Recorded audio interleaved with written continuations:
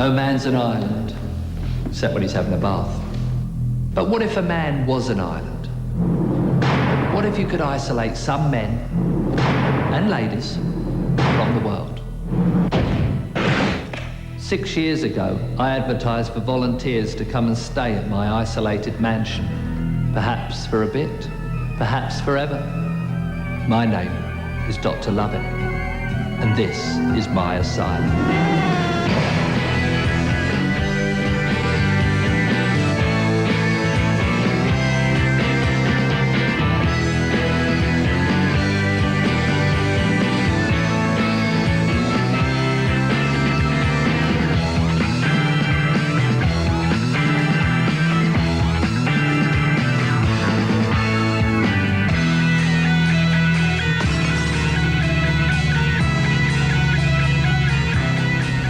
I know it's a long way to come, that's why you got mopeds. Hi, somebody's ordered a pizza and they're not claiming it. And you should be interested in my experiment here.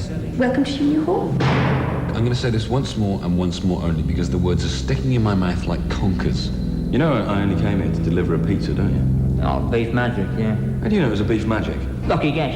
You ordered it, didn't you? The Pegmeister is sending you down. Cup of tea, Simon? Oh. He's quite a feisty one, isn't he?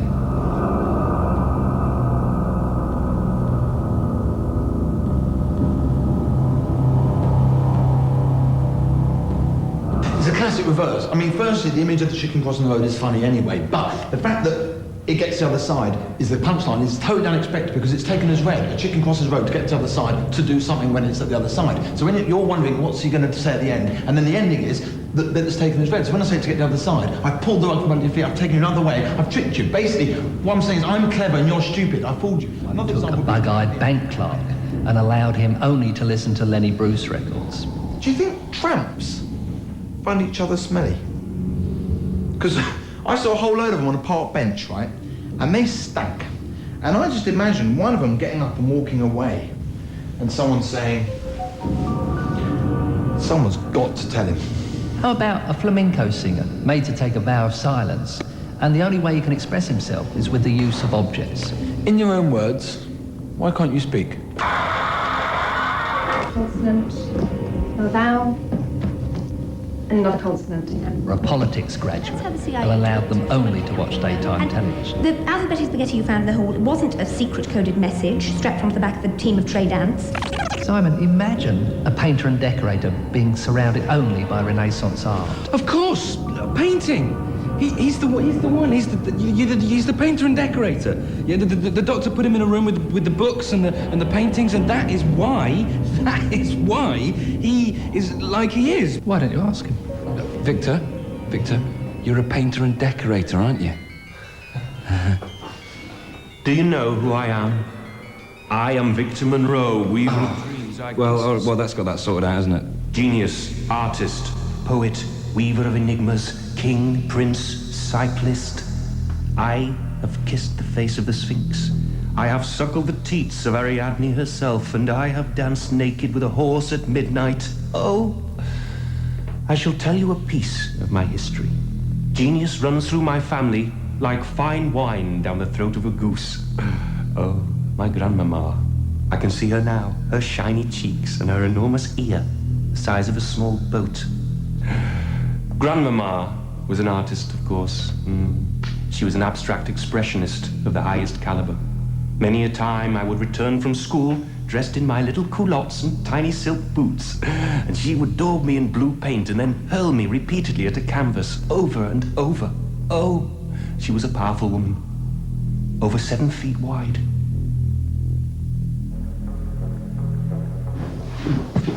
Hi, gang. Medication time. Right, you know the drill, because the cutbacks was only one pull between the three of you, so on your marks, off your trolleys, and go.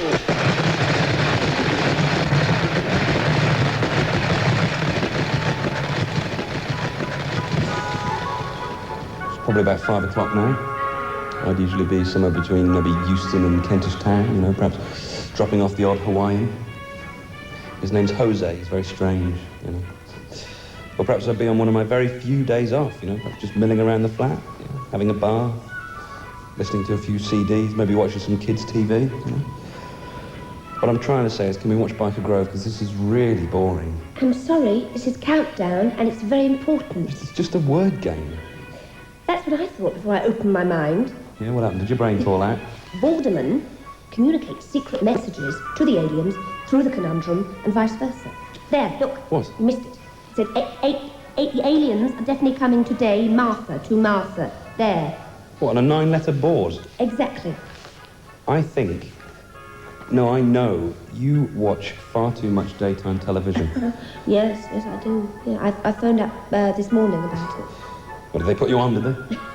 No, Finnegan and Madley got a conspiracy to keep me quiet. What, Richard and Judy? Yeah. I've got another theory about them, actually. It's quite explosive. Yeah? I've reason to believe, compiled evidence to the fact that, in fact, Richard and Judy are married. Yes! Look. I'm on the pill. Note, visual gag, stand on pill, on the pill. Big laugh, possible encore. Oh, shit, I've crushed it. Nurse? So you say the aliens are coming to see you today? Yes. I've asked them to pop round after Vanessa, because there's quite a good topic on today. Cystitis, so I shall be on the edge of my seat. And what do you think the aliens will want from you? Well, I'm hoping they might want to conduct some, bizarre sort of sexual experiments, but failing that, I expect they shall be asking me to channel more messages for Vorderman.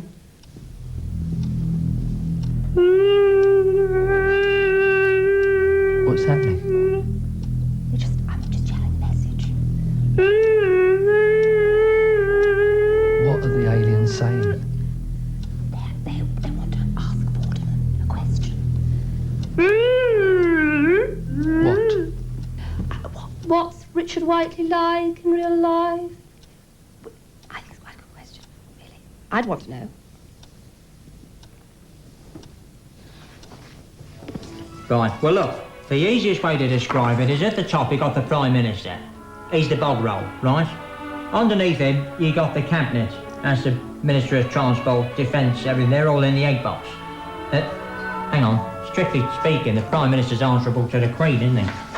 Here we are, look, that's it, paracetamol, that's the Queen.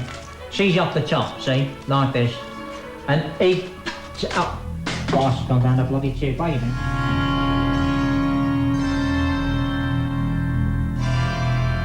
Father was a poet, but no ordinary poet. He wasn't concerned with the conventions of rhythm or rhyme or meter or words. He worked in the medium of pure sound, often emitting howling screeches at 2, 3 in the morning. Yes, I remember one of his pieces. A very powerful, moving piece. Oh, such imagery, such urgency of vision. And another piece I remember, a poignant piece. Beyond words, beyond language. He was a genius. Grandpapa was an explorer. He would often be away for months and days on end. And when he returned, reeking of yeast and covered in sick, he would tell of his strange adventures with the Mahundi tribe of Malaya, who greeted newcomers by plying them with vast amounts of a strange fermented brew called Kalingbleklebel. He would often bring back trinkets from his voyages, tiny little trinkets. I remember once he brought me back a lovely little twig. Oh,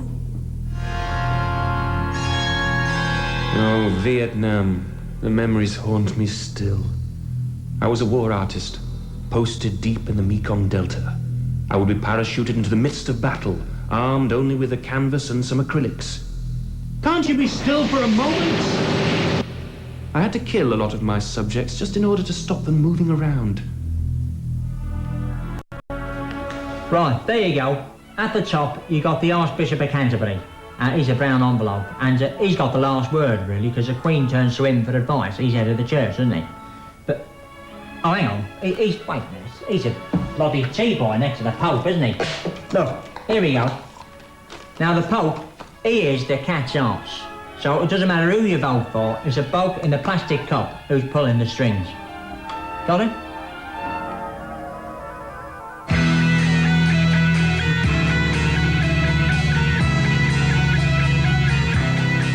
Smooth. On Paramount.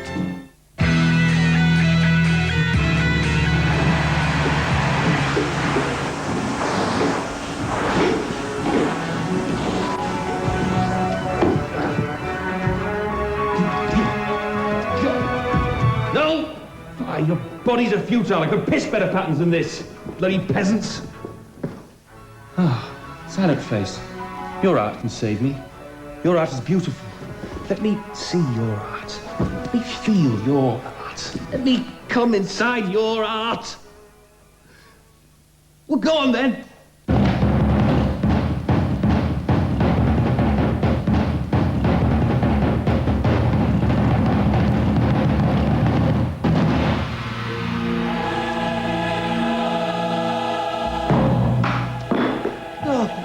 Come home, Johnny Farthing. Mummy's gone to heaven. Oh, the things I have seen. If eyes could speak, what stories would they tell? Of colours and eyelids. Oh, I have memories, memories, memories surround me. Sometimes sweet as a biscuit, other times sour, like a tangerine left too long in an old cupboard in Barnsley. I was a young man once. I was a flapper, a gadabout, a little Johnny Rooster, full of the hopes and dreams of youth. Yes. I remember I took my first job, painting decorative collector's plates for a small firm in Devon. We advertised in the Sunday supplements. I remember the first scene I painted for them. See the little tomcat, stretching and yawning in front of the roaring fire, in which lies a smouldering bagful of his own kittens. Of course, they failed to understand the truth. The darkness of the vision I was trying to communicate. They failed to see the truth of kittens. Kittens, of course, being miniature tigers who would sooner lacerate as lick a man. Their little eyes staring, their beady little eyes like cold pebbles staring. Oh! They asked me next if I could paint something a little more sentimental. Something sweeter, perhaps, a childhood scene. Well, I obliged, of course, and went on to paint what I believe was to be my first masterpiece. Little Tommy's gift. See the wondrous sparkle in little Tommy's eyes as he emits his first stool. Am I a good boy, Mummy? Painted by Victor Monroe, one of Devon's foremost stool painters. I have lived for time, and time will tell, for I am the Lord through and through. For when I checked my parents' birth, I found they were not from this earth. The document which held my origins had disappeared and been replaced by a secret document which I traced to a laboratory for genetic research in Palestine, no less. As it transpired, my birth was part of an experiment where they had taken the blood from a tiny flea. Yes, a flea, a tiny flea, and extracted the blood from a flea, which they'd found on the Shroud of Turin, preserved in some sort of wax. The flea contained the blood of Jesus Christ, the Lord himself. And from that blood, they cloned 1,000 Gezi, of which I am one, among many. Gezi, an army of Gezi, we shall storm the earth. We shall walk barefaced across the earth and claim what is rightfully ours, claim the world and claim the universe and claim the right to shilly-shally like a little dog. Oh, Danny boy, kiss my eyes.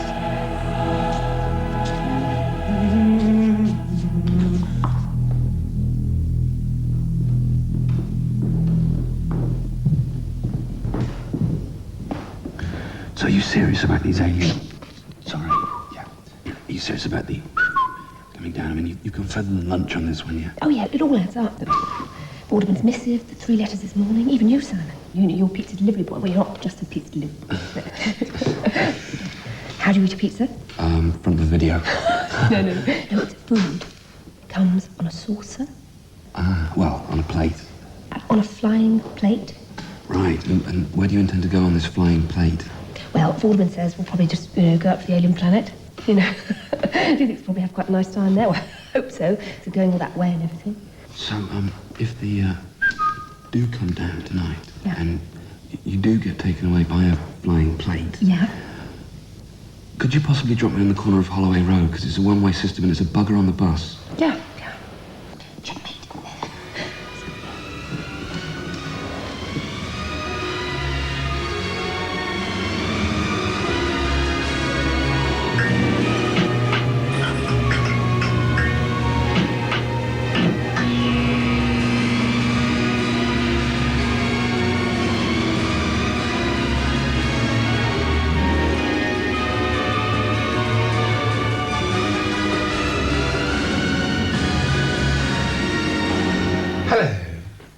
I was cognitive film star 83 to 85, and I was in the films, yeah! Thank you, Barry. Yeah, it was all right. I knew Pingu, I ate sweets, and I made love to Rod, Jane and Freddie. Thank you, Mariella. What films was I in? Would you remember the Star Wars? Do you remember it? Yeah? It was the Luke Skywalkers, it was the Obi-Wan Kenobis, it was the Boba Fett's, it was the Landau Calrissians, it was the Lou Beals, it was the Mitchell brothers. Now that was EastEnders, love. I'm talking about the Star Wars. Pay attention, I'll start again. It was the Luke Skywalker, it was the Obi-Wan Kenobis. Anyway, well, I wasn't asked to audition for that, so I wasn't in that. But I was in all the other films that was made that day. Thank you, Michael. The Return of the Jedi, yeah, I was in that. Do you remember it? Do you remember the court of Jabba the Hutt? Do you remember it? With all the monsters, whoa, the monsters scaring the children, whoa. You remember it? Whoa, Macarena, yeah. Remember Jabba the Hutt? He sat there with a little man. He used to sit by him. Do you remember him? He'd go, you remember it? Do you remember it? Do you remember it? Do you remember it? Do you remember it? Do you remember it? Salacious Crumb, yeah. You remember it? Yeah, it's good, wasn't it? Thank you, Stephen. Yes, it was very nice, except the bad man came in the night and kissed me. Thank you, Mahaba. What were the Ewoks like? Oh, they're a queer bunch. Yes. Well, some were real Ewoks, but I think they swelled the numbers with unusually hairy children and dwarves. And oh, they're an arrogant lot. The Ewoks, oh, very arrogant. Yeah, well, I say that. Wicket W. Warwick, nice guy. Medicine Man, I got a lot of time for. But Chief Chirper, completely gone to his head. Yeah. Thank you, Johnny, yes. Thank you for reminding me. I do have an explosive theory about the Star Wars films, which I'm going to share with you now. This is something that is going to blow the movie world apart. It's a secret, a subtext, if you like, something that only I have noticed on watching those films again and again and again. Maybe it's just a mad flight of fancy. Or maybe all the mad people are really out there, and the same ones are in here. Or maybe it's the other way around. Yeah, in fact, forget that. It is, in fact, the other way around. Whatever. This theory is going to blow the world apart. People are going to pick up the pieces of their shattered lives and say, Cockney, why? Why did you have to share your awful secret with us? Why couldn't you have just died with it? Well, I'm sorry. It's God's will. The people must know. You ready, yeah? We know Darth Vader, yeah? That's Luke Skywalker's dad. Well, I don't know. You know, I could be wrong, yeah. Well, where you going? Well, come back. I'm telling. Right, I'll go to bed, huh? You want it? I'll go to bed. I'll go to sleep, shall I? Yeah. Yeah, I'm asleep, yeah. Yeah. I'm asleep now.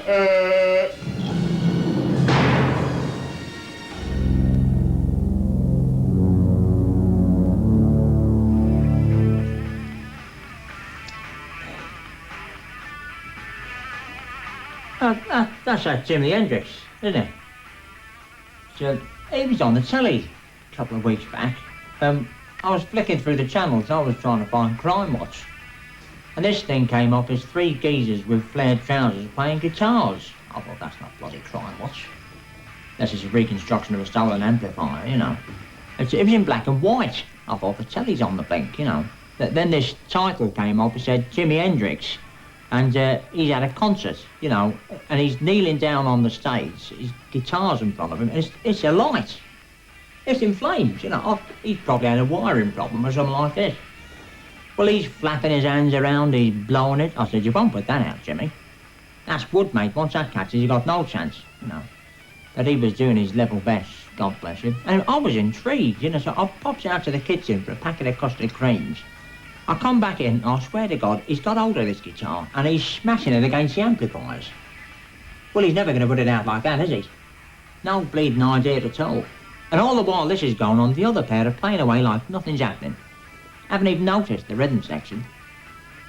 I expect they're all on drugs. 2 years in the army wouldn't do him any harm. Anyway, at the death, he's got this guitar and he's thrown it into the audience. And that was a very irresponsible thing to do. Could have had somebody's eye out for that. He was a fool, wasn't he? If he'd just taken the precaution of wearing a small fire extinguisher on his belt, he'd have had that blaze out in seconds. Ruined the bloody show. I'd have had my money back. Very unprofessional.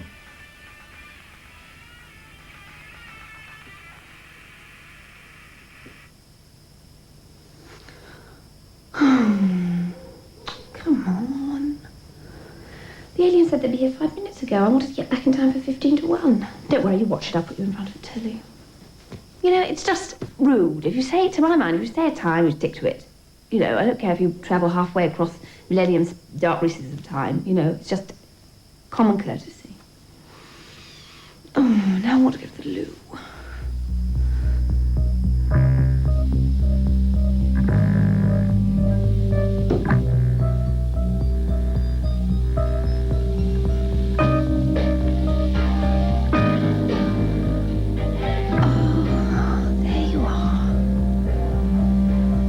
I've been waiting for 10 minutes. Come on. I haven't eaten yet, by the way.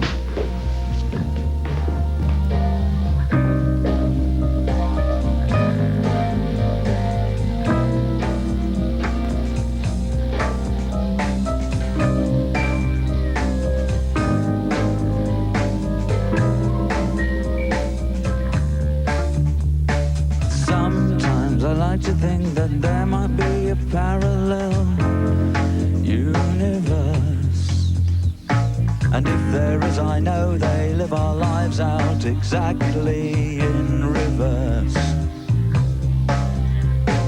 You and I could go there if you think that you could maybe get some time off work,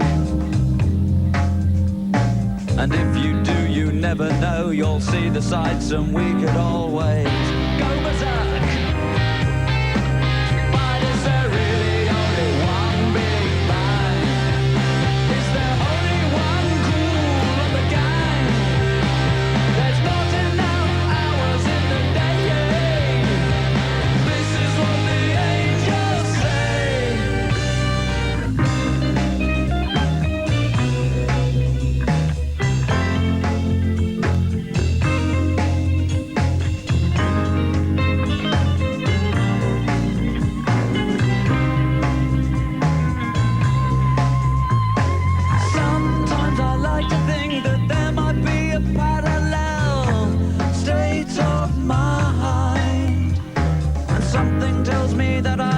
Find it before I get left behind. Oh, you and I could go there if you think that you could maybe do that. Could catch you.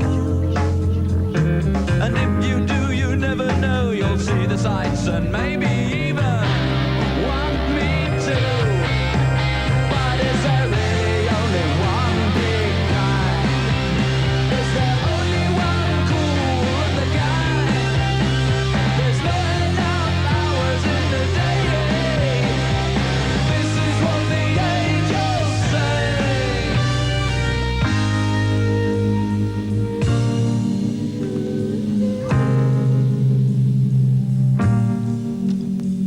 So, did you get abducted by any aliens today? Yes. Yeah, I got, went up in an alien spaceship up to the alien planet. Well, what was it like? Well, it was all right. I wouldn't go again, though.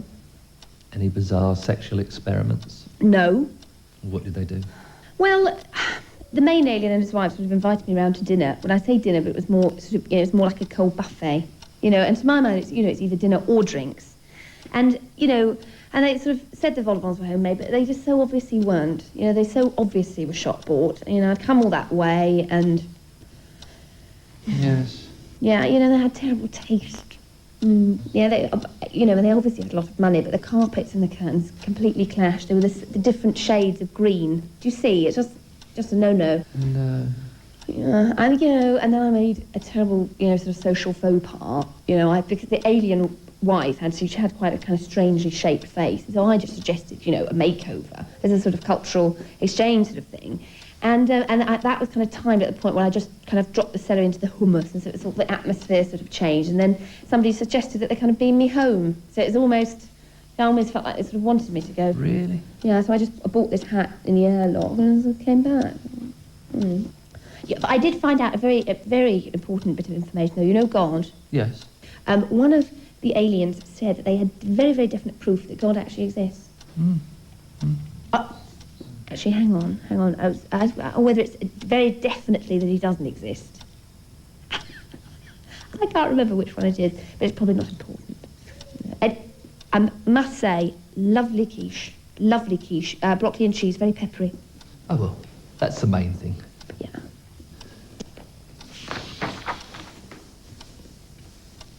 Now a vowel, then a consonant, then a consonant, and another consonant. Oh my God.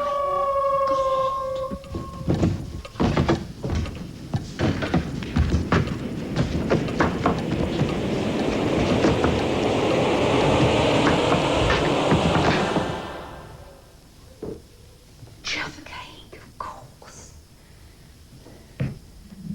Now the orange circle.